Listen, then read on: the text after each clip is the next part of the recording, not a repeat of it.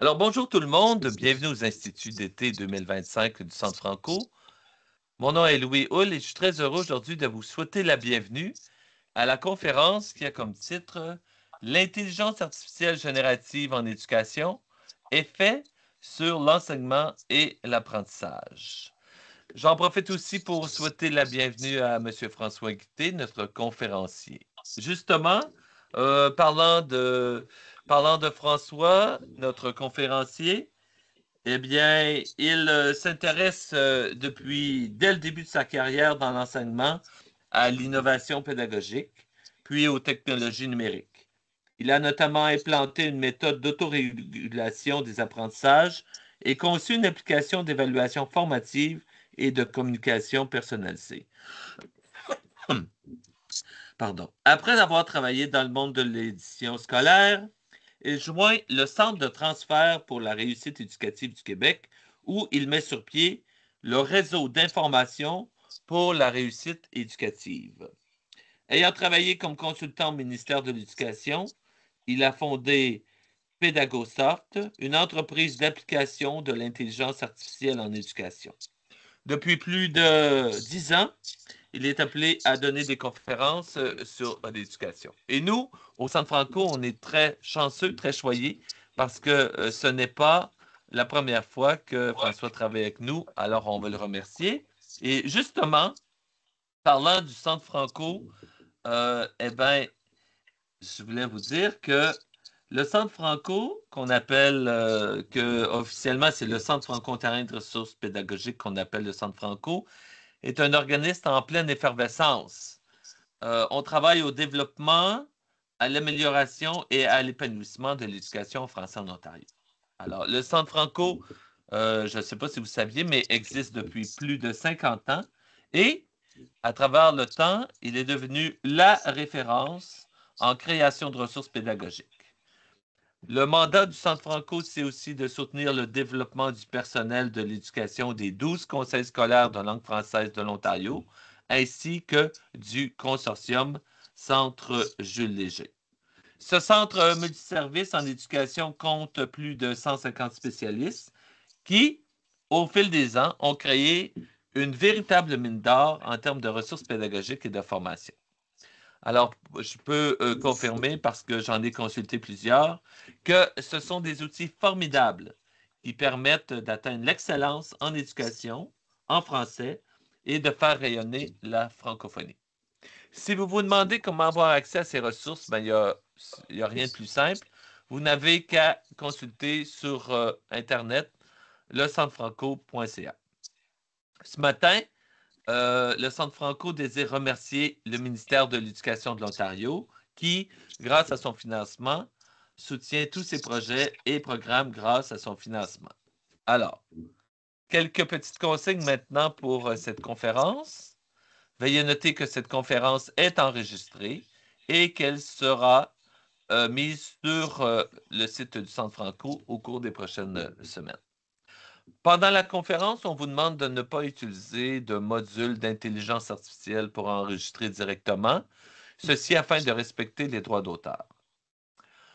En plus, durant la conférence, si vous avez des questions ou des commentaires, n'hésitez pas à utiliser soit la boîte de clavardage, et on vous dit juste la boîte de clavardage finalement ce matin parce qu'on est beaucoup de gens. Et voilà, donc c'est à peu près ça les consignes. Ah oui, la dernière, on vous demande de mettre votre micro en sourdine. Voilà, j'ai tout dit. L'intro est faite. Merci tout le monde d'être là ce matin. Je vous souhaite à tous une excellente conférence. Et François, je te cède le micro. Merci, Louis.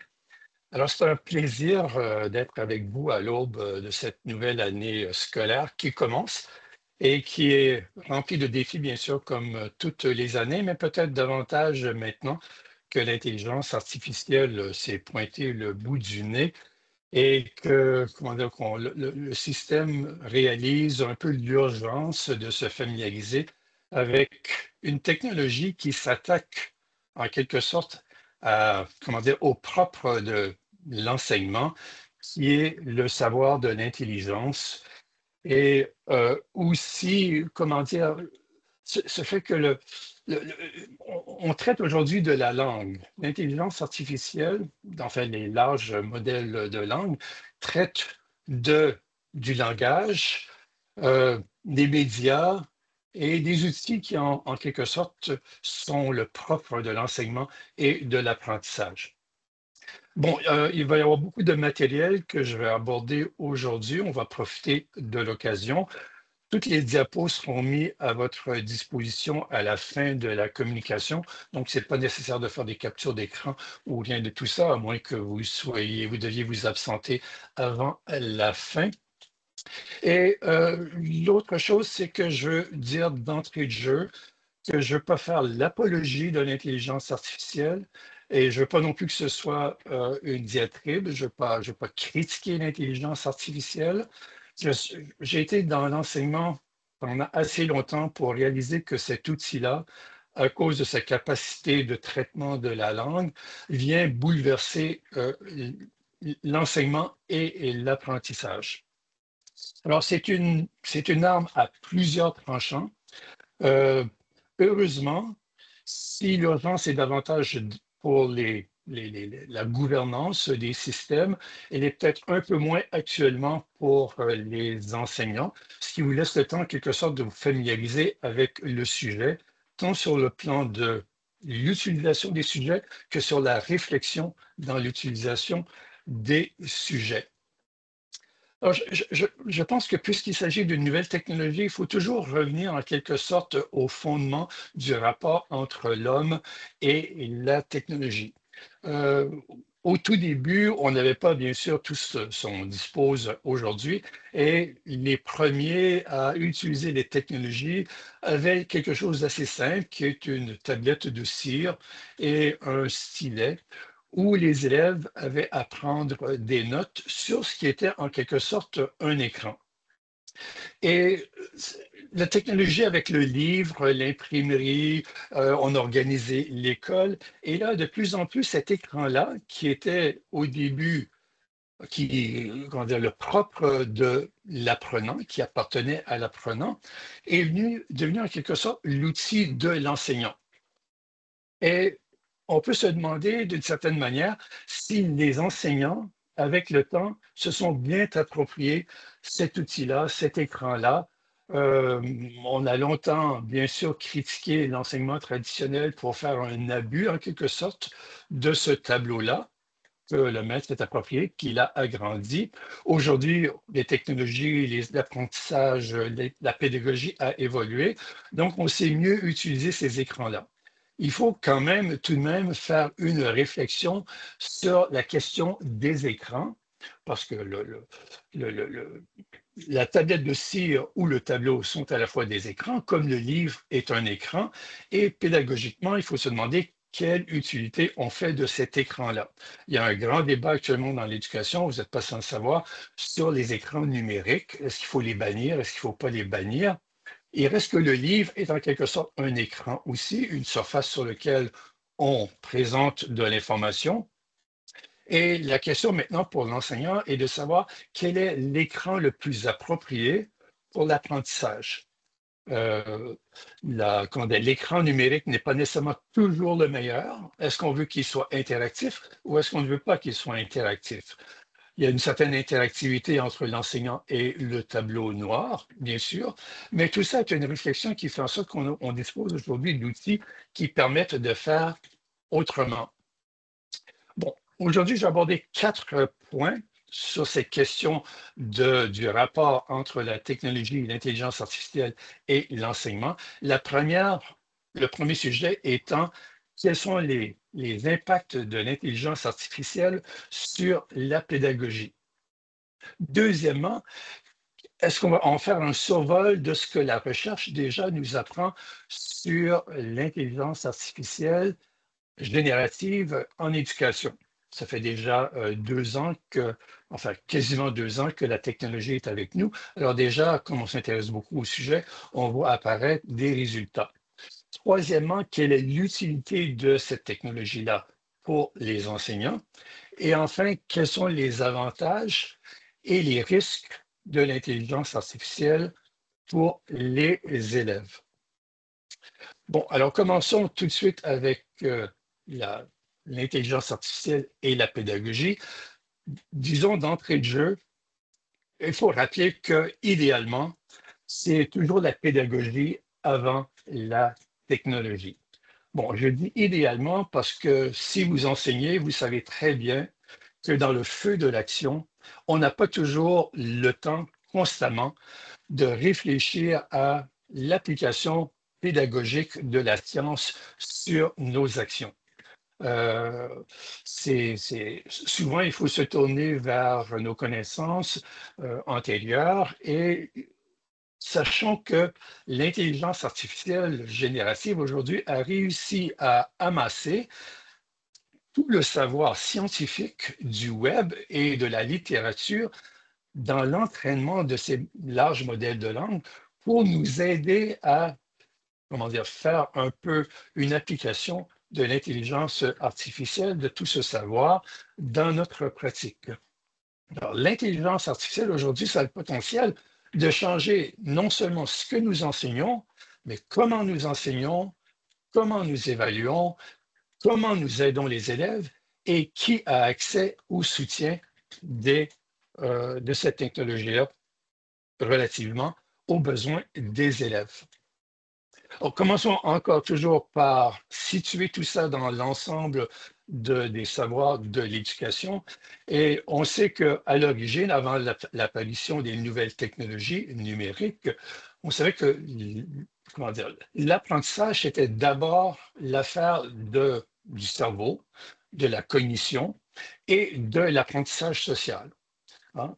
Les technologies, en commençant par l'informatique en général, ont ajouté deux grandes dimensions à cette dimension de l'apprentissage. D'abord, on a eu l'apprentissage connectiviste avec la théorie de George Siemens, à la fait que le savoir, aujourd'hui, il est distribué. Et le fait que le savoir soit distribué, ça change beaucoup la donne, l'accès au savoir, dans le sens que non seulement on a accès à l'ensemble de ce savoir-là dans les réseaux, mais on a aussi la possibilité d'agir ce savoir-là et de partager ce savoir. Évidemment, vous n'êtes pas sans savoir qu'il y a des risques inhérents à ce partage de savoir, euh, notamment à savoir si la connaissance est bonne, si elle est mauvaise, si on a de la mésinformation, et ainsi de suite. L'intelligence artificielle ajoute une autre dimension qui est encore plus grande à l'ensemble de ces possibilités de savoir, à savoir qu'aujourd'hui, dans le nuage ou même sur notre ordinateur, on peut avoir accès à l'intelligence artificielle, c'est-à-dire un apprentissage qui est algorithmique, où, comment dire, l'apprentissage n'est pas seulement le fait de l'humanité, des personnes, de nos connaissances, des enseignants, mais de la machine. Et c'est tout le défi que nous avons, notamment à savoir comment gérer cette possibilité, cette puissance d'utilisation du savoir pour nous aider dans l'enseignement et aider les élèves dans leur apprentissage. Alors donc, l'intelligence artificielle aujourd'hui comporte ce qu'on appelle des affordances, c'est-à-dire des possibilités d'action, du mot anglais afford. Ça permet beaucoup de choses, notamment des possibilités créatrices, mais aussi des possibilités pédagogiques. Et évidemment, on sait très bien aujourd'hui que l'intelligence artificielle, surtout depuis l'avènement de l'intelligence artificielle générative, comporte d'énormes risques. Alors, c'est tout le défi que nous avons aujourd'hui en éducation, c'est savoir comment utiliser le bon côté de l'intelligence artificielle tout en minimisant les risques. Et ça va aussi pour les élèves qui doivent s'approprier ces outils-là et qui ont déjà commencé à se les approprier sans nécessairement connaître les risques, ce qui augmente à la difficulté du sujet dans le milieu scolaire. Bon, puisqu'on parle de pédagogie, il faut savoir que l'intelligence artificielle ne fait pas de choix dans les méthodes pédagogique. Il est certain qu'elle a été entraînée sur un ensemble de données et comme elle traite l'information sur une base probabilistique, statistique, elle va favoriser certaines méthodes plutôt que d'autres. Alors, il faut que les enseignants soient assez connaissants des, comment dire, de la théorie pédagogique pour être capable de faire la part des choses. Alors, notamment pour l'enseignement explicite, je ne vais pas faire de compte de partie, mais je sais qu'il y en a plusieurs qui aiment l'enseignement explicite, qui l'utilisent en classe. Et j'espère qu'on n'utilise pas uniquement qu'une seule méthode, parce qu'il faut aussi savoir multiplier et diversifier les méthodes d'apprentissage. Alors, prenons par exemple l'apprentissage par problème. Alors, je vous donne un exemple ici de ce qu'on réussit à faire avec l'intelligence artificielle sur le plan du project-based learning, par exemple, de l'apprentissage par projet. Alors, ce site-là est gratuit, bien sûr. Alors, si on prend, par exemple, on lui demande de créer, comment dire, un plan de cours, une activité qui repose comme sujet sur les sources d'énergie renouvelable, et pour un public de 5e année, on peut voir qu'il va générer très rapidement un plan de cours ou une activité qui est assez élaboré. On ne passera pas au travers de l'ensemble de cet exemple de projet éducatif, mais vous voyez qu'il est très détaillé et qu'il comporte l'ensemble des étapes, en quelque sorte, d'un modèle d'activité en classe pour les élèves qui reposent sur ça. Alors, ce n'est qu'une illustration de comment l'intelligence artificielle peut aider les enseignants dans leur planification de cours ou dans leurs usages de la technologie à des fins d'enseignement. Alors, comme ça fait déjà 2 ans qu'on utilise l'intelligence artificielle, que l'intelligence artificielle générative est, comment dire, est connue, qu'on commence à comprendre et à analyser comment l'utiliser dans le milieu de l'éducation, que déjà l'UNESCO et les grands systèmes scolaires ont pris le virage pour essayer de voir quelle utilité on peut donner à cette technologie-là. Alors déjà, dans les curricula, on peut voir qu'on peut utiliser l'intelligence artificielle de plusieurs manières, même au préscolaire et même au début du primaire. Il y a déjà des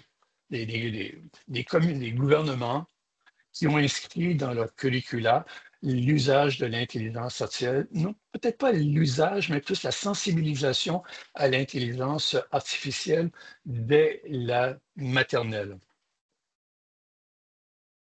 Bon, bien sûr, il y a les spécialistes de l'éducation, notamment Margarita Romero, que peut-être certains d'entre vous connaissent, ont commencé à faire une analyse, à faire des propositions de modèles pour intégrer l'intelligence artificielle générative en éducation. Bon, le plus important ici à retenir, c'est que ce modèle-là n'est pas nécessairement progressif. Il ne faut pas le voir comme une pyramide où plus on tend vers l'extrémité ou le sommet, on est compétent dans l'utilisation de l'intelligence artificielle. Parce que parfois, il faut savoir faire abstraction de l'intelligence artificielle. Il faut faire abstraction de la technologie. Il faut remettre l'humain en présence avec lui-même et avec ses pairs pour faire une réflexion qui ne soit pas teintée en quelque sorte par les nouvelles technologies. Et il y a des risques, bien sûr, à l'utilisation de l'intelligence artificielle générative en éducation. Ce que j'essaie de présenter ici, c'est pas seulement de faire la liste des risques, parce qu'il y en a plusieurs, mais là où je vais vous mettre en garde, c'est que si tous ces risques-là sont souvent une préoccupation pour les spécialistes de l'éducation, ils ne le sont pas nécessairement pour les grands de la technologie, les Google de ce monde, les GAFAM, qui, eux, visent à rentabiliser leurs opérations et à vous promettre mer et monde dans l'utilisation des technologies. Et actuellement, il y a beaucoup de hype, d'engouement qui est véhiculé autour de l'intelligence artificielle par l'industrie pour essayer de, comment dire, d'attirer les enseignants, les éducateurs vers cette technologie-là. C'est pas qu'elle soit nécessairement mauvaise, mais il y a une réflexion à faire sur leurs intentions, notamment parce que pour le moment, toutes ces compagnies-là ne font pas de profit malgré les milliards de dollars qu'ils investissent dans l'intelligence artificielle. Alors, il va y avoir beaucoup de pression sur eux pour essayer d'attirer des utilisateurs, tant dans le milieu d'éducation que du côté des apprenants. Alors, il faut être éveillé à cette pression-là, à ces tendances-là, pour faire les bons choix. Bon, les risques pour la pédagogie sont nombreux. Euh, Sans nécessairement faire comment dire, l'énumération de ceux qui sont là, il y en a quelques-uns qui, pour moi, sont un peu plus importants, à savoir la perte de liberté, la perte d'imagination et de créativité liée au contexte particulier. Mais ça, ce sont mes préférences à moi. Vous avez un contexte qui est différent. Alors, je vais vous demander, s'il vous plaît, de prendre le temps d'aller dans le clavardage et je vous serais reconnaissant d'essayer de me dire, pour vous, si vous pouviez me dresser une liste, par exemple, enfin, le ou les risques qui vous semblent les plus pertinents à court terme, pour vous, peut-être même à long terme, et lesquels vous, comment dire, viennent vous chercher le plus.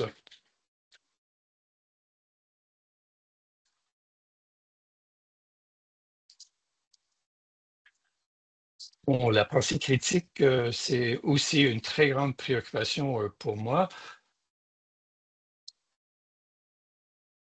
Je sais que vous avez donc la perte d'autonomie. Alors là, ce qu'on va voir, c'est que généralement, les préoccupations vont varier. Et c'est un peu le point que j'essaie de faire ressortir dans la présentation, c'est que c'est très difficile pour un système en général, avec tant de personnel, essayer d'établir une ligne conductrice au regard des besoins de chacun. Et c'est vrai aussi pour les enseignants et pour les apprenants, tant que les conseillers pédagogiques et ainsi de suite.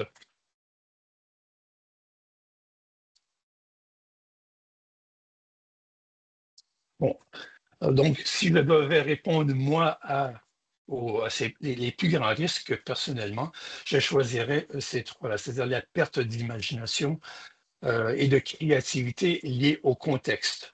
Pour moi, l'éducation, c'est beaucoup un rapport de l'enseignant à l'apprenant, à l'élève, en fonction du contexte immédiat. Comment l'élève se sent-il? Est-ce qu'il arrive bien reposé? Est-ce qu'il vit des problèmes à la famille? Des choses que l'intelligence artificielle ne peut pas savoir et que seul rapport de confiance entre l'enseignant et l'apprenant peut établir. Deuxièmement, la distanciation de la relation maître-élève. Si l'intelligence artificielle générative doit s'imposer comme la règle, la relation maître-élève va forcément en subir. Et on sait que ce sujet-là est très important pour la réussite éducative. Et troisièmement, l'autopromotion de l'IA. L'IA n'est pas neutre. On le voit à d'autres égards, même qu'il y en a plusieurs qui trouvent actuellement qu'il y a un risque d'extinction de l'humanité parce qu'on ne sait pas comment l'intelligence artificielle va s'utiliser. Déjà, on a découvert que l'intelligence artificielle, c'est se mettre en réseau et utiliser un langage que l'être humain ne comprend pas.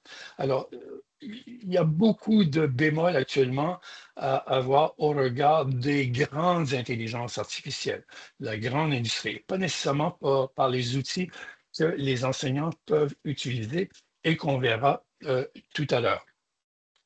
Bon, la recherche en éducation, qu'est-ce qu'elle nous apprend pour l'instant? Alors, dans un premier temps, on sait que l'intelligence artificielle, les élèves apprennent près de 2 fois plus en moins de temps avec l'intelligence artificielle. Alors, c'est assez fascinant quand même. quand on comprend que les élèves ont un rapport avec la technologie qui est souvent très distant du rapport entre l'élève et le maître. Le maître devant composer avec une grande quantité d'élèves et non pas seulement avec un seul sujet. Deuxièmement, on sait que ils se sentent plus motivés et plus engagés par rapport au savoir et au contexte scolaire. Alors déjà ça aussi, c'est intéressant. Et également, ils ont un peu plus de plaisir, semble-t-il, à interagir avec les outils d'intelligence artificielle qu'avec avec les autres. Et l'autre chose qu'on découvre, c'est que même avec un tuteur humain, l'intelligence artificielle peut faire parfois mieux qu'avec la, comment dire, le seul contact du tuteur. Alors, je pense que éventuellement, tous ceux qui offraient un tutorat particulier avec les élèves vont devoir apprendre à s'adapter à ces outils, ces nouveaux outils-là, pour être un peu plus performants dans leur rapport aux élèves. Un autre effet, une autre étude a découvert que les effets de l'IA générative les effets sont plus grands avec les débutants qu'avec les personnes qui sont plus expérimentées. Alors, plus on a de savoir, moins on profite de l'utilisation des larges modèles de langue. Autre étude, et celle-là est arrivée à 3 conclusions. La première, à savoir que les étudiants qui n'ont pas de connaissances antérieures dans un domaine gagnent davantage à avoir accès aux grands modèles de langue. GML pour grands modèles de langue, qui sont les outils sur lesquels qui servent d'entraînement à l'intelligence artificielle aujourd'hui. Alors, ça reprend un peu ce qu'on disait précédemment. L'autre chose, c'est qu'on a découvert que les étudiants qui utilisent les grands modèles de langue comme des tuteurs personnels, en discutant d'un sujet et en demandant des explications, bénéficient de leur usage. Donc là, il ne faut pas s'étonner parce qu'il y a comme un rapport personnel entre les besoins de l'élève, ce qui le préoccupe et l'aide à l'apprentissage. Et vous savez très bien qu'avec 25, 30 élèves dans une classe, les enseignants n'ont pas toujours la possibilité d'offrir ce soutien constant et personnel aux apprenants. Mais le grand bémol, et c'est une des choses les plus préoccupantes actuellement, et j'insiste sur ça, c'est peut-être ce qu'il faut le plus retenir de la recherche actuellement comme risque de l'intelligence artificielle en éducation, c'est que plus on utilise l'intelligence artificielle, moins on utilise d'efforts mentaux. Et plusieurs études, tant sur le plan professionnel et pratique, finissent par réaliser que on devient une sorte de paresse intellectuelle qui s'impose avec un usage immodéré, et j'insiste sur le mot immodéré, dans l'utilisation de l'intelligence artificielle. Donc, tant qu'on n'aura pas appris à mieux utiliser ces outils-là, il faut mettre en garde les élèves d'un usage abusif de ces technologies-là.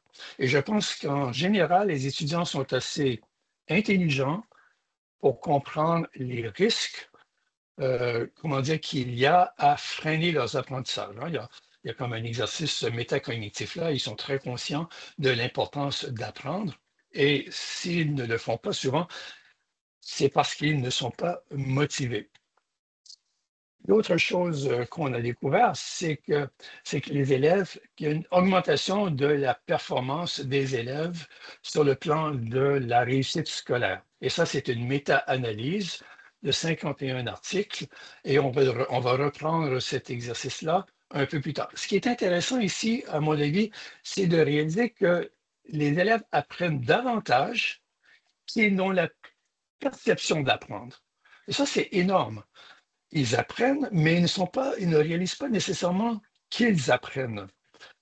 Et c'est peut-être un peu contraire, je ne sais pas si c'est le cas dans les milieux scolaires, il faudrait faire une recherche à cet effet-là, mais est-ce que ce n'est pas un effet, en quelque sorte, d'un biais par rapport à l'efficacité de l'école? Je pose la question, je n'ai pas la réponse.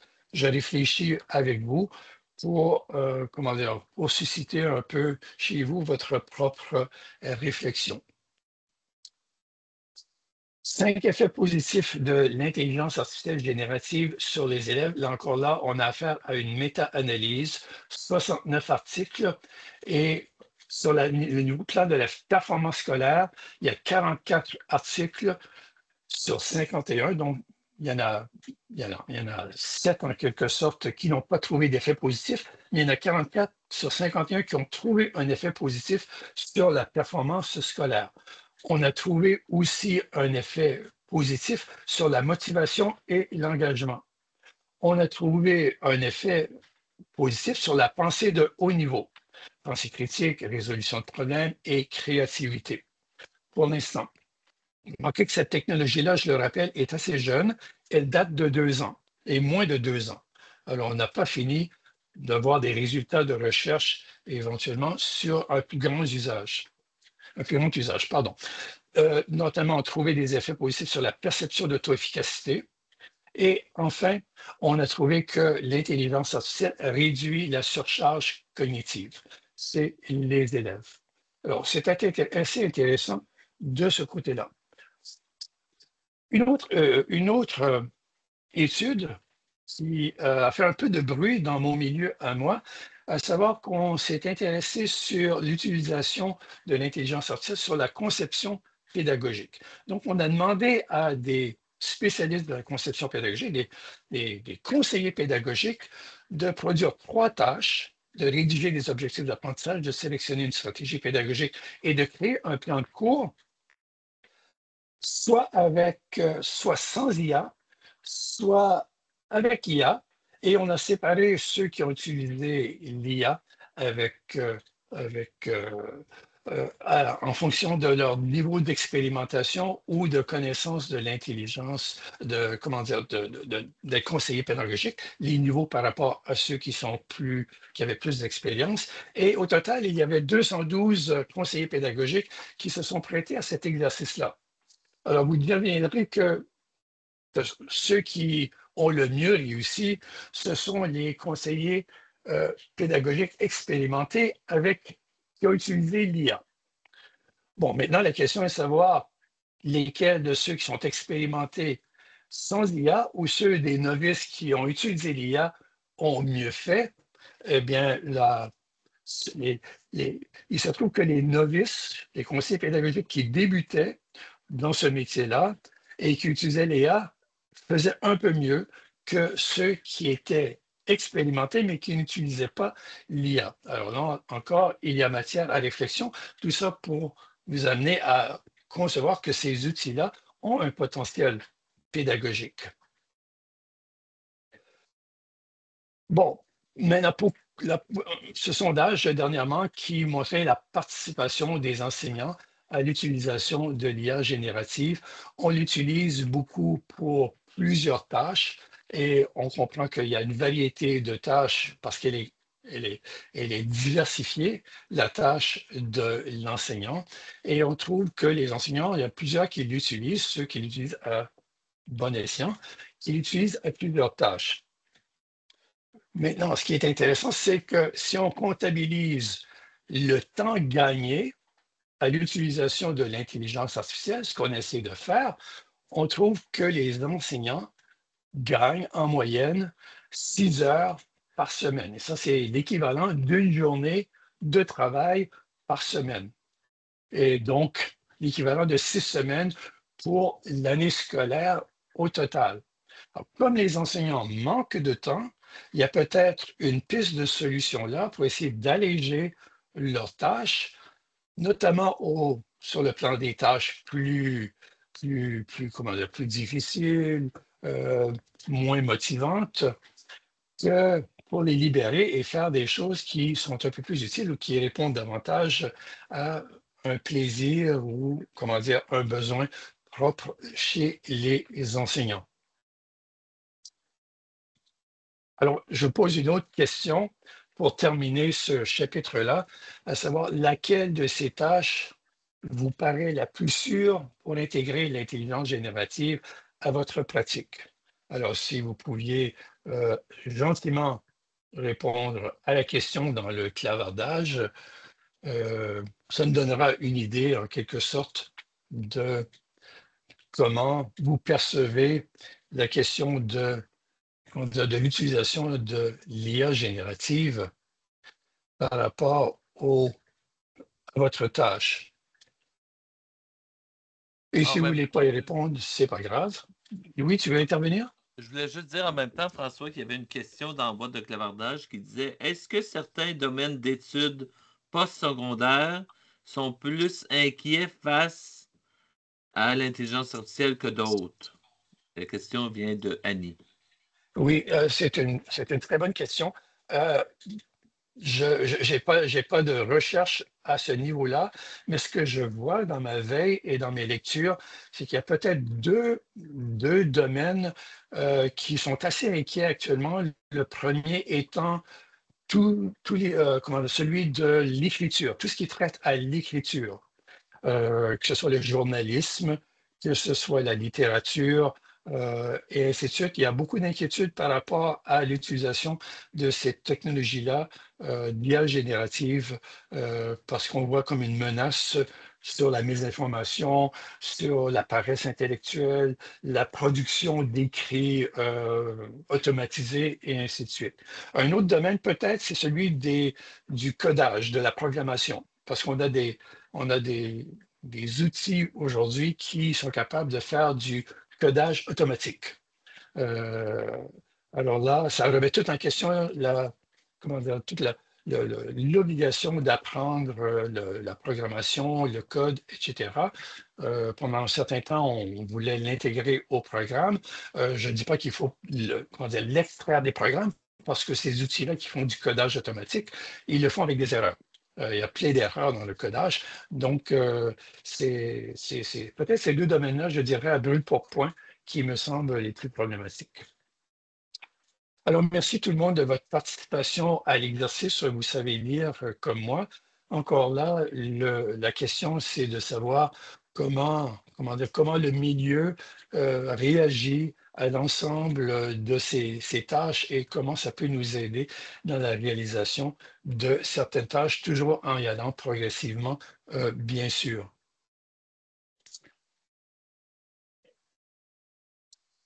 Bon, on va toucher maintenant à la question de l'IA dans l'enseignement.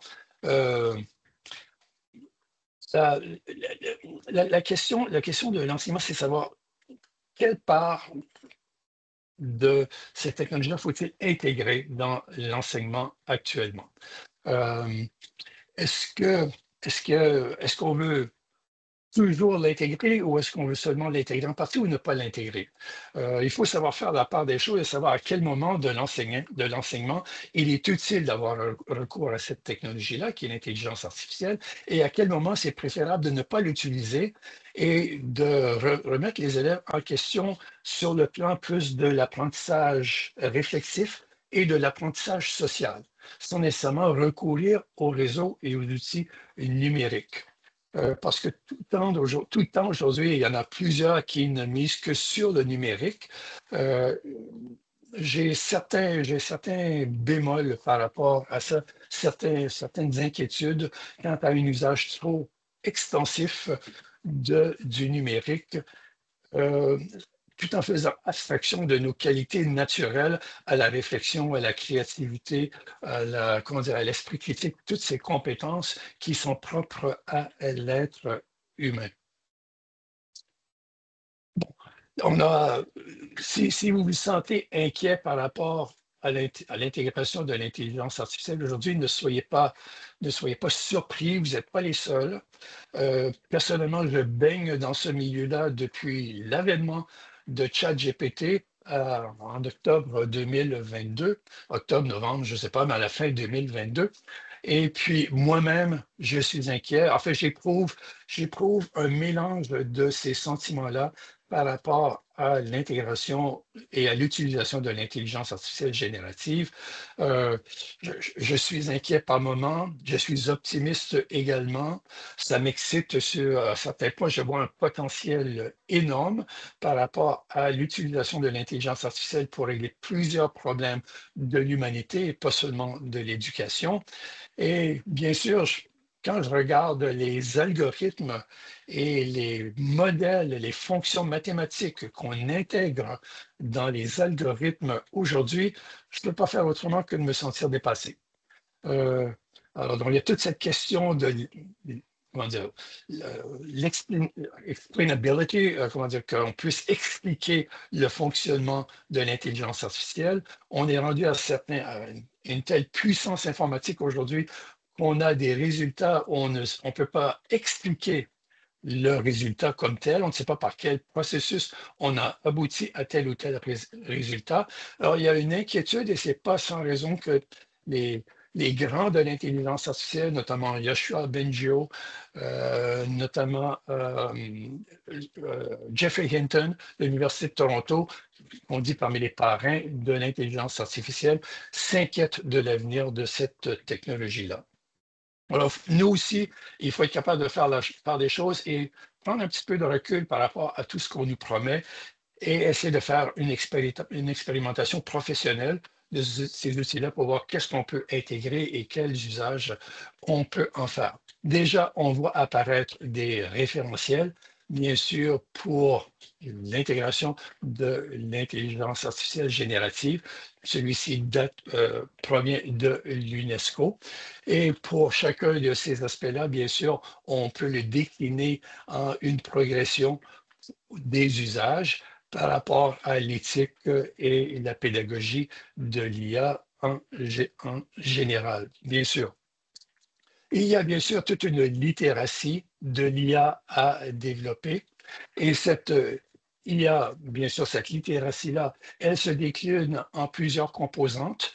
Euh, c'est uniquement pour illustrer à quel point une, comment dire, une compétence, un savoir-faire peut être complexe. Et je rigole toujours un peu quand je vois les référentiels de compétences qui essaient de décliner l'ensemble de ces compétences-là et qui sont un peu illusoires.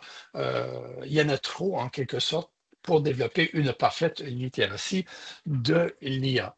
Mais ce sont des éléments au moins qui nous permettent de comprendre l'envergure du sujet. Bon, quelques exemples d'usage de l'IA générative en enseignement. Alors, vous en avez quelques-uns qui sont là. C'est assez intéressant. Ils sont nombreux. Ce que la recherche nous démontre pour l'instant, c'est que parmi ces usages, on trouve deux grands phénomènes actuellement dans l'usage de l'IA générative dans l'enseignement. Le premier, ce sont les enseignants qui cherchent à, comment dire, à améliorer leurs ressources existantes. Hein, ils ont des ressources, ils doivent l'adapter à tel ou tel contexte en fonction des besoins des élèves. Ils ne savent pas trop comment faire, ils cherchent des idées et souvent, on n'a pas toujours le temps de réfléchir pendant 4 heures à une amélioration possible. Et donc, ils se tournent vers ces outils-là pour chercher des recommandations. Ça ne veut pas dire, bien sûr, qu'il faille les intégrer aveuglément, mais bien sûr, ça nous permet de voir des choses qu'autrement, on n'aurait pas vues. L'autre grande tendance, c'est d'utiliser l'IA générative comme un extrait, c'est-à-dire chercher à nous produire quelque chose de complètement nouveau parce que je n'ai aucune piste antérieure. Alors déjà là, ce qu'on découvre, ce que la recherche et la littérature démontrent, c'est que les enseignants se sentent plus productifs quand ils se tournent vers l'IA pour demander conseil, autrement dit, vers la branche de gauche, plutôt que de chercher à générer du nouveau matériel complètement. Hein. Il y a une certaine logique à ça, de savoir que si on parle d'un matériel existant ou d'une planification existante, on a déjà une réflexion professionnelle dans cette production. Et d'avoir quelques idées supplémentaires, ça vient en quelque sorte élargir ou bonifier nos connaissances antérieures. Bon, l'autre chose qu'il faut, enfin ça, on y revient assez souvent sur ça, à savoir que si on doit utiliser les outils d'intelligence artificielle générative, il faut avoir un peu de méthode. Parce que ces outils-là, ils reposent sur de la mécanique. Ils n'ont pas toute la réflexion et comment dire, les connaissances ou les sous-connaissances pour bien comprendre la demande. Alors, quand vous faites une requête auprès d'une intelligence artificielle générative, on suggère une méthode qui est celle de préciser le contexte, le rôle, etc.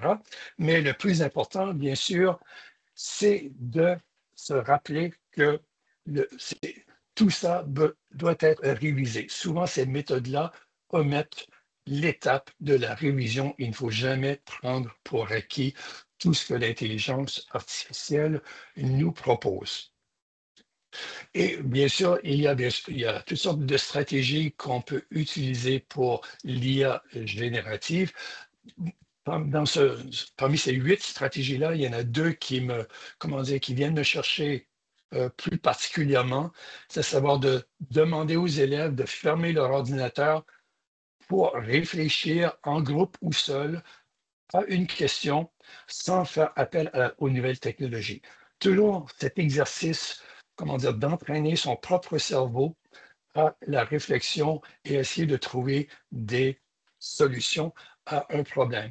Et l'autre, c'est de comprendre que les élèves et nous-mêmes, on va commettre des erreurs en utilisant ces outils-là. Donc, n'ayons pas peur de donner une seconde chance aux élèves qui ont abusé de l'IA, qui ont copié, qui ont utilisé une IA générative pour copier un travail ou produire un travail en tout et partout. Tout le monde actuellement est en train de faire l'apprentissage de ces outils-là. Et ça veut dire qu'il fallait laisser passer, bien sûr, mais il faut faire attention à la façon dont on réagit à l'usage de ces technologies-là. Et là, je fais en quelque sorte un rappel de ce qui au changement. Vous savez comme moi qu'il y a toutes sortes de freins à la bonification des compétences des enseignants. Je prends ici cette étude et ça, on sait très bien, j'ai enseigné pendant assez longtemps pour savoir que généralement, le plus grand frein au changement et à l'amélioration pour un enseignant, c'est le manque de temps. Alors, si on fait un transfert et qu'on demande, par exemple, de faire l'exercice de quels sont les freins à l'expérimentation de l'IA générative pour les enseignants, on va faire un petit test. Je vous demanderai d'aller à l'adresse qui est là. Et là, je pense que j'ai sauté une diapositive. Vous m'excuserez un moment. Qu'est-ce qui arrive si je le fais en arrière? Alors, je vous demanderai en quelque sorte d'aller à cette adresse-là, ouvrez un autre onglet dans votre furteur ou allez sur votre furteur et entrez le t.ly en lettres majuscules MYE O minuscule et 7 et peut-être répondre aux sondages et aux questions qui sont là. Normalement, les questions devraient apparaître, à moins qu'elles apparaissent ici. Attendez un peu. Non, elles ne veulent pas apparaître. Alors, on va voir les résultats apparaître ici en temps réel. Si vous voulez vous donner la peine, en quelque sorte, de répondre aux questions. Ici, je vais défiler un peu pour faire remonter ça. Encore une fois, je vous remercie de votre participation.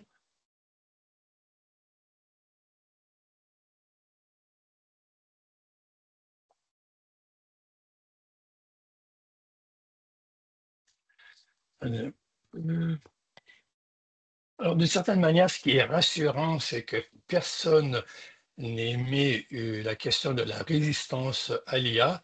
Alors déjà là, ça me rassure et ça va certainement rassurer Louis et les... Ah si, bon voilà, quelqu'un. Alors c'est vrai qu'il y a de la résistance à l'IA. Il y avait de la résistance à l'intégration du numérique aussi. C'est très bien, d'une certaine manière, d'être résistant pour le moment à l'IA. Ce que je dirais par rapport à ça, c'est que tôt ou tard, ça va s'immiscer dans l'éducation et on n'aura plus le choix. Ça me rappelle en quelque sorte quand j'enseignais et je voyais des enseignants qui, comment dire, comment dire, qui s'opposaient, mais avec rage, à l'intégration des ordinateurs dans les écoles et qui, à un moment donné, ont réalisé qu'ils y perdaient trop à ne pas le faire. Alors, cette résistance au changement par rapport à l'IA, je la comprends pour le moment, c'est tout à fait naturel d'une certaine manière. Alors, si on remonte en haut, on voit que c'est assez partagé quand même. Il y a plusieurs, euh, il y a plusieurs facteurs qui freinent en quelque sorte l'utilisation de l'IA ou l'intégration de l'IA ou même l'expérimentation à l'IA. Euh, si, enfin, la question portait plus sur l'expérimentation. Alors, si peut-être au travers de cette présentation-là, cette présentation-ci, j'ai réussirai à vous proposer quelques ressources pour vous permettre au moins d'aller voir et d'expérimenter, de voir qu'est-ce que ça peut faire sans qu'il vous en coûte rien ou trop d'efforts ou sans nécessairement le faire pour le milieu scolaire. Et cette résistance à l'IA, je comprends qu'il y a une résistance à l'utiliser en classe et par opposition à l'utilisation de l'IA générative pour ces tâches professionnelles qui sont plus hors de la classe pour le faire. Bon, touchons maintenant à la question de l'IA et l'apprentissage et la réussite. Bon, la première chose Bonjour, bonjour. la chose que je trouve intéressante, c'est celle-ci à savoir, je sais pas si vous connaissez la méta-analyse de John Hattie sur les facteurs de la réussite scolaire. John Hattie a analysé 800 il a fait une méta-analyse, 800 méta-analyses, 50 000 études, et il a réussi à isoler 252 facteurs de ces méta-analyses-là qui ont contribué contribuer ou pas à la réussite éducative. Alors, j'ai fait l'exercice de survoler l'ensemble de ces 252 facteurs-là et d'isoler ceux sur lesquels l'intelligence artificielle générative pourrait avoir un impact. Et j'en ai trouvé plusieurs. Alors, remarquez qu'il y a un potentiel énorme là sur le plan de la réussite éducative. Et l'autre chose que je vais vous faire réaliser, c'est que l'analyse de John Hattie est antérieure à l'apparition de l'IA générative. Alors, il reste à savoir maintenant quel impact aura l'intelligence artificielle générative sur tous ces phénomènes. Et je reprends ici là, le point 87 pour ce qui est de l'IA générative, une première méta-analyse que j'ai évoquée tout à l'heure. Bon, pour ceux qui ne sont pas familiers avec la recherche, on dit qu'un effet de taille de 0,4 et plus a un effet positif. Moins de 0,4, ça a un effet qui est peu significatif. Moins de 0, c'est négatif. Déjà là, le jeu sérieux, on voit qu'on approche du point 4. Alors, avec un usage plus intelligent de l'intelligence artificielle, peut-être qu'on réussira à dépasser la barre des 40%. Bon, on sait que l'IA générative, elle est très utilisée actuellement par les élèves. Alors, soyez conscients que les élèves utilisent déjà les outils d'intelligence artificielle générative. C'est vrai aussi pour les adolescents qui l'utilisent encore plus et qui vont l'utiliser encore davantage cette année. Ce phénomène-là est en progression. Euh, si on regarde du côté du personnel enseignant maintenant, ce qu'on découvre, enfin, les sondages nous démontrent que les élèves utilisent davantage l'intelligence artificielle que les enseignants. Premier constat. Et l'autre constat, c'est que les hommes, les professeurs l'utilisent davantage, les enseignants l'utilisent davantage que les enseignantes. Matière à réflexion. Je ne veux pas élargir ou m'étendre sur le sujet, mais c'est un constat quand même intéressant. Alors, Pourquoi les élèves ne déclarent pas l'usage de l'IA générative? Ça, il faut le savoir aussi. Ils le font en sourdine. Il y a plusieurs raisons. Ils ont peur du jugement. Ils ont peur comment dire, de l'admonestation. Ils ont peur d'être blâmés.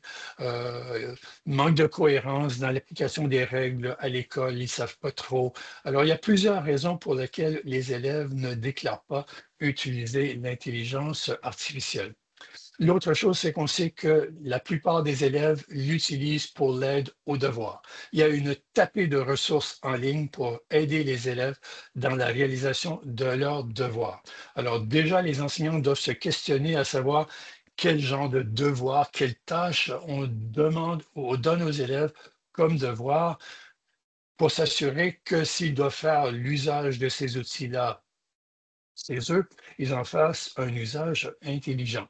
Et une des raisons pour lesquelles ils le disent, il y a ce propos d'un élève qui dit que il peut interagir avec l'intelligence artificielle, avec les outils, avec le chatbot, il peut demander plusieurs réponses, etc., et plusieurs ressources, ce que les enseignants, généralement, n'ont pas le temps de faire.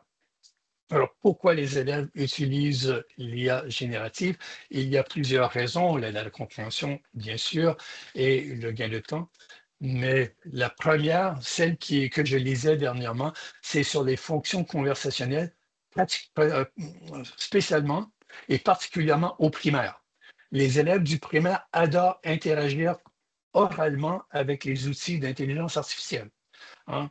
Le text-to-speech et le speech-to-text inversement, parce que pour eux, c'est beaucoup plus simple que de taper des instructions avec le chatbot pour avoir des réponses ou pour faciliter leurs besoins en apprentissage. Et relativement au chatbot, sachez, et ça aussi c'est très intéressant, la recherche démontre que les chatbots pédagogiques sont très empathiques. Ils témoignent de plus d'empathie envers les élèves que beaucoup d'enseignants. Peut-être pas tous les enseignants, mais beaucoup d'enseignants. On continue, on poursuit, et donc ça nous ramène à la question comment dire, le plaisir qu'ont les élèves à l'école. Vous savez comme moi, enfin peut-être qu'avez-vous déjà vu cette courbe, cette recherche-ci date de 2025 au primaire et au secondaire. On s'aperçoit qu'il y a une perte de plaisir euh, d'aimer l'école. Ça commence à se manifester dès la 8e année. Et c'est vrai aussi pour est-ce que j'apprends à l'école? Les élèves ont de moins en moins l'impression d'apprendre à l'école au fur et à mesure que leur parcours scolaire avance. Ce qui devrait nous questionner aussi en tant qu'enseignants et ce qui explique en quelque sorte toute la notion de décrochage scolaire. Je fais une petite parenthèse ici. Vous savez que de plus en plus, on tend à faire une distinction entre le décrochage et l'abandon scolaire. L'abandon scolaire, c'est quand les élèves quittent l'école. Mais il y a un décrochage progressif qui se fait de l'intérêt pour l'école qui est graduel et qui mène éventuellement, dans le pire des cas, à l'abandon scolaire. Alors, ce décrochage-là, soyez conscients il commence à se manifester peut-être déjà dès la 5e année du primaire, généralement. Bon, maintenant, comment les GML, les grands modèles de langue peuvent... Ici, je vous donne un exemple et je vous donne une ressource. Si vous ne connaissez pas doc.ai, doc.ai, c'est un outil d'intelligence artificielle, de grands modèles de langue, de chatbot, comme ChatGPT, qui est offert gratuitement, sans inscription, par le moteur de recherche DuckDuckGo. Pour ceux qui connaissent DuckDuckGo, c'est un outil qui mise sur la préservation de la vie privée et des données des utilisateurs.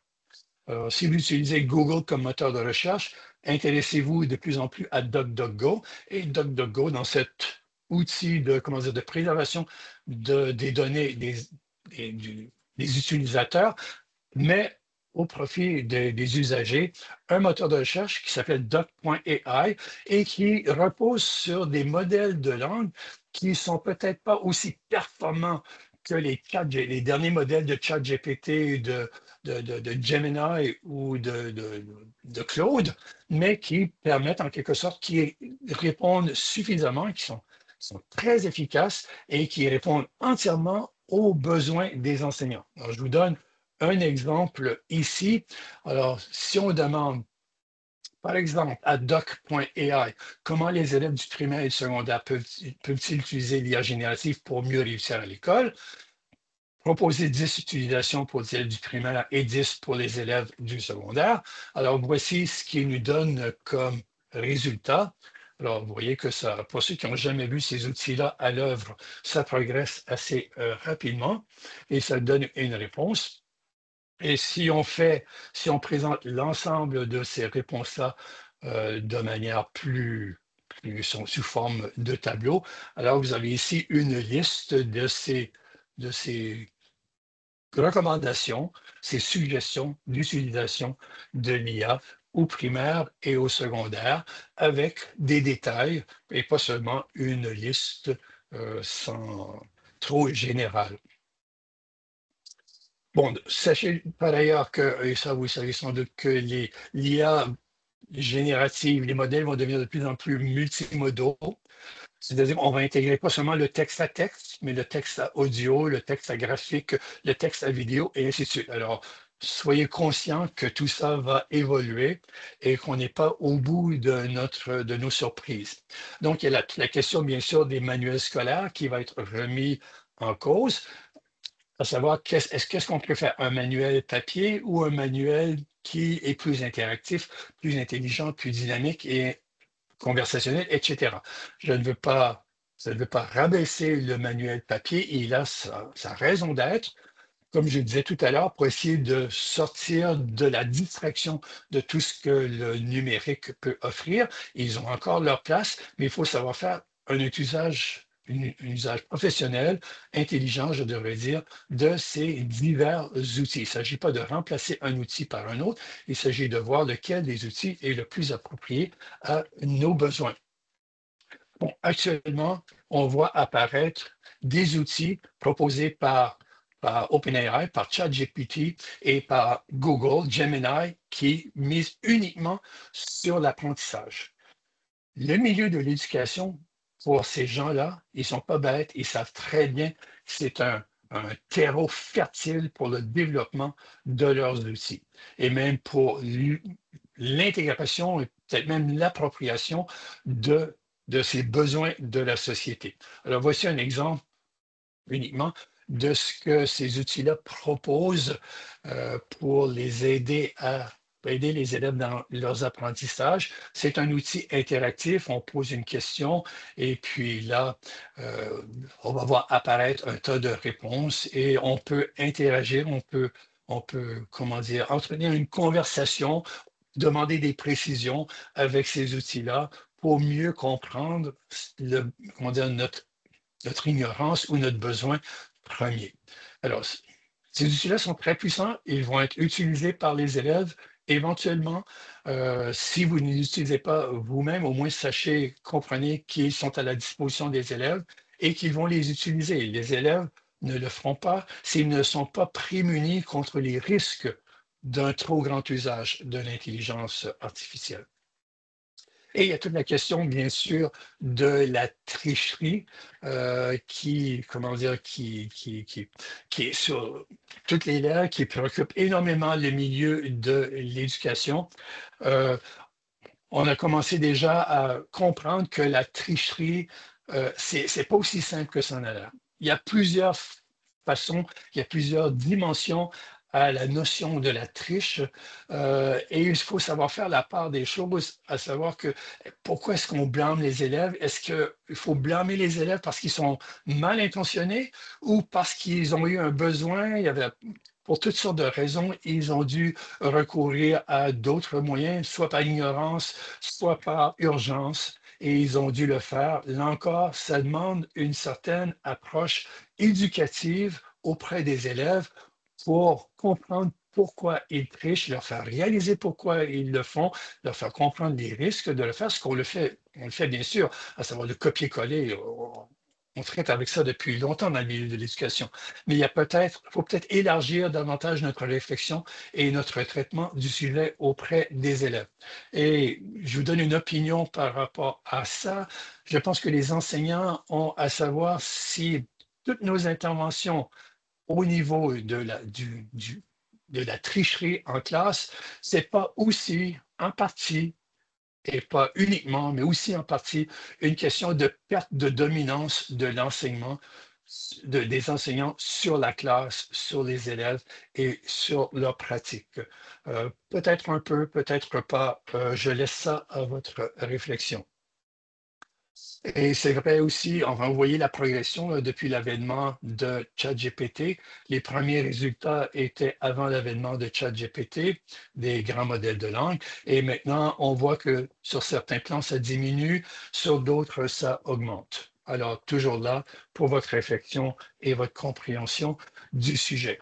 Sachez par ailleurs qu'il existe des outils aujourd'hui pour contourner d'autres outils de détection de production écrite par l'IA.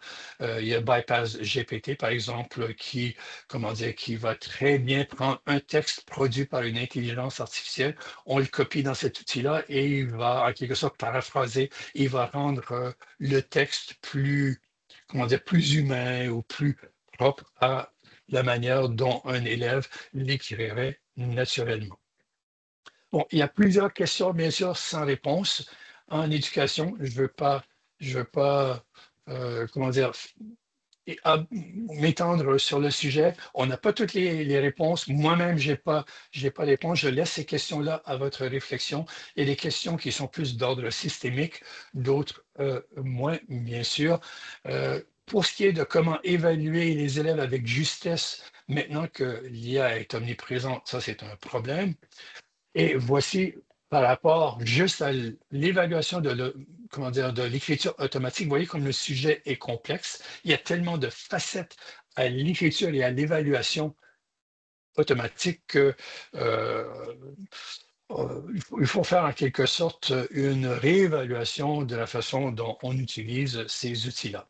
Pour terminer, je veux insister sur le fait qu'il faut faire très attention aux données qu'on partage avec soit les médias sociaux, soit les grands GAFAM qui aujourd'hui, avec l'intelligence artificielle, prennent toutes vos données et sont capables d'analyser par algorithme, par croisement et d'arriver à un portrait de vous à tort ou à travers, mais qui est très différent de ce que vous aviez l'intention de partager au départ. Et c'est vrai aujourd'hui pour les grands chatbots de ce monde, ils partagent énormément de vos informations. Alors faites très attention à ce que vous confiez à ces outils-là. Peut-être une raison de plus pour vous tourner vers Doc AI. Et la question, bien sûr, c'est savoir est-ce qu'il n'y a pas lieu de se demander s'il y a prospère là où on a dévalué l'éducation. Il faut faire attention, on veut préserver et protéger toutes nos structures et nos institutions de l'éducation qui sont absolument essentielles, mais si on ne se met pas à la page, il faut se demander si l'industrie ne va pas supplanter en quelque sorte l'école. Et bien sûr, toutes les compétences relatives à l'IA, en fait, c'est une compétence à la fois une question de connaissance, c'est une question d'attitude, c'est une question d'habileté. Il faut en quelque sorte, nous aussi, se familiariser et devenir compétents dans l'utilisation de cette nouvelle technologie-là et bien sûr faire attention à éviter le risque de déshumanisation et le battage de la mésinformation qui est en train de survenir avec l'éducation, avec l'intelligence artificielle. Alors voici ici, j'ai résumé pour ceux qui le voulaient, là, un sommaire des études que j'ai abordées lors de la présentation. Ce n'est pas l'ensemble des ressources. Les ressources étaient dans les bas de page. Alors si vous voulez télécharger comment dire, tout le diaporama, vous pouvez le faire à l'adresse qui est là. Alors, je vous remercie beaucoup tout le monde de votre attention. J'espère que j'ai su comment dire, piquer un peu de votre curiosité par rapport à ce sujet-là. J'ai pu répondre à certains questionnements que vous aviez. J'ai pu dissiper certaines craintes, en faire surgir de nouvelles. Mais c'est tout le défi, bien sûr, qui vous attend pour l'année qui vient et les années à venir. Chose certaine, euh, comment dire, l'éducation ne sera plus jamais comme elle a été dans le passé. Les élèves vont être très différents. Les élèves ne sont plus les élèves qu'on avait auparavant. Alors, nous aussi, en tant qu'enseignants, il faut être capable de se mettre à la page et savoir composer avec cette nouvelle clientèle-là, ces nouveaux sujets-là de l'école et de l'éducation. Alors, merci. Et si on a le temps de quelques questions, je crois, s'il y en a qui veulent intervenir. Alors, écoutez, moi, je vais premièrement, François, te remercier pour cette excellente conférence touchant l'intelligence artificielle générative et l'éducation. Je vais arrêter maintenant l'enregistrement et on va procéder à la période de questions. Euh, un peu.